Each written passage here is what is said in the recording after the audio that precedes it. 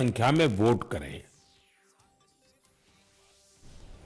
Prime Minister Narendra Modi today inaugurated Sudarshan Setu, the country's longest cable-stayed bridge of 2.32 km on the Arabian Sea connecting Bay Dwarka Island to mainland Okha in Gujarat's Devbhoomi Dwarka district. The Sudarshan Setu, which boasts a unique design featuring a footpath adorned with verses from Srimad Bhagavad Gita and images of Lord Krishna on both sides.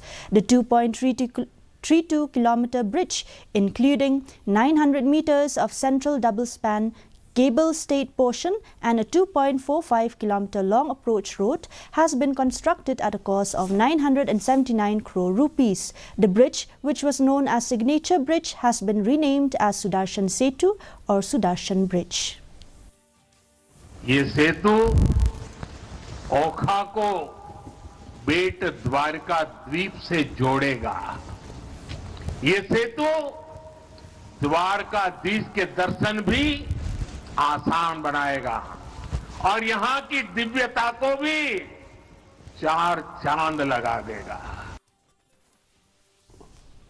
Meghalaya Chief Minister Conrad